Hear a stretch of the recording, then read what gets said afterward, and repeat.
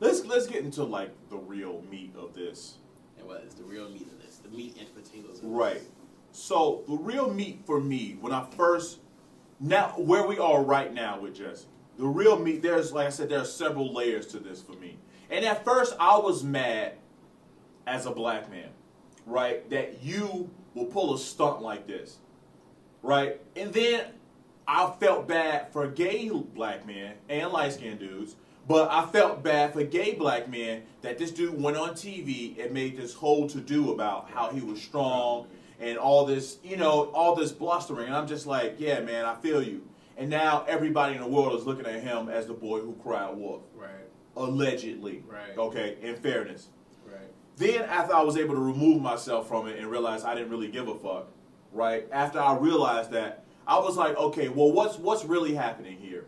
How can a man who's making great money, supposedly living a great life, be in a position mentally where he needs to put his entire career on the line for a publicity stunt? Where is he emotionally? And the first thing I thought to myself was, where were Jussie's friends? Because I don't know for a fact that this is something that you come up with all on your own and never say anything to him. Maybe it is. But I have a group of friends that I really trust. I keep them around me. Right. And they tell me, no, bro, that's stupid. We don't move like that. Where were Jussie's friends at? Who told him there was nobody that he could go to and run this by and say, man, look, bro, I think this is a bad look. There was nobody. And if there wasn't anybody he could talk to, there was nobody that at least knows him well enough to see that he was in a position mentally where he was this unstable. I mean, think about what you're risking personally. Now think about what you're risking publicly. Right. You know what I'm saying? Like, you're putting, like, people gonna wonder, man, well, damn, his coworkers, damn, y'all working with a cat like this? And then you got other people looking at black people, see, y'all, we knew you niggas be lying and shit. You know what I'm saying? You got the gay community that he wants to carry on his back as well. You know what I'm saying? Right. Not including all the light-skinned dudes out here. I'm sorry. I'm sorry. I'm not going to make that joke anymore. But at the same time, so there are levels to, like, the people that I'm wondering that he keeps around him. Like I said, emotionally, how did he get to this point? Because when you saw the interview he had with Robin Roberts. Yeah, Roberts. I'm sorry. Yeah. When I saw the interview, you know, he was talking about how he's not a coward, how he's strong. Right. He wants to be a voice. Right. He's an advocate. Like, exactly. How can you make this up? I'm an advocate. The mere thought of this, that's bullshit, basically. Is what yeah, no, that's exactly what he was saying. You know what I mean? When I watched it, initially I was like, yeah, man, I feel you, bro. Because I know as a black man, you know, in a largely white society, I spent some time in the military. There was a time where I was the only black dude in a unit of 50 plus people. You know what I'm saying? I felt the love from all my white friends. You know what I mean? But it's hard not to notice that you're one of your kind in this space. So not saying that I was marginalized in that particular situation, but having been a part of a group that has been marginalized, I understand what the constant pressure of that is. Okay.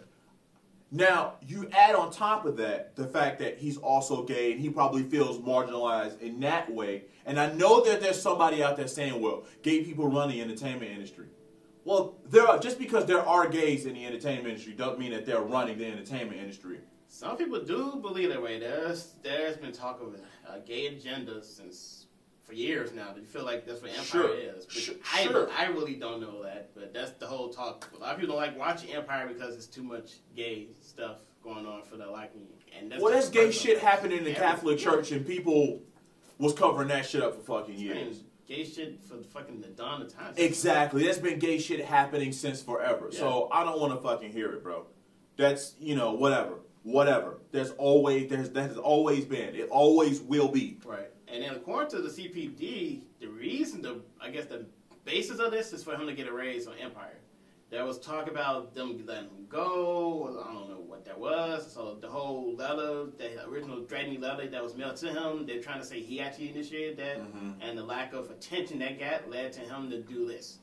That's what they're trying to build the case on.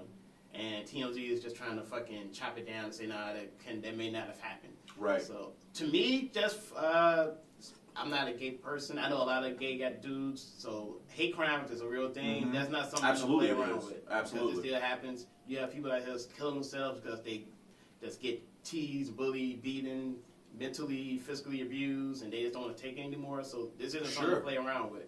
So if he's fucking around, playing around with that, trying to play off people's emotions, then that's whack.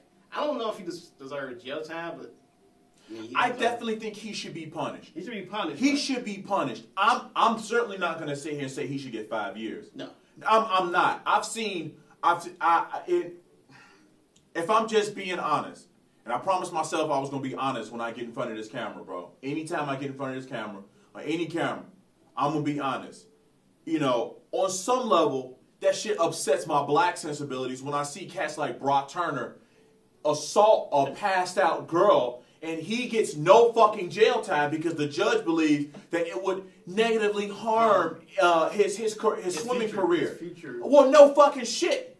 No shit. But, you know, how do you think the girl feels? So now, what's the precedent that we're setting here? You know what I'm saying? When I see people dying in the streets and I see them getting away with paid administrative leave, when I hear of public officials, I wish I could remember his name. There was a public official. He used to be a wrestling coach, and this guy basically was a habitual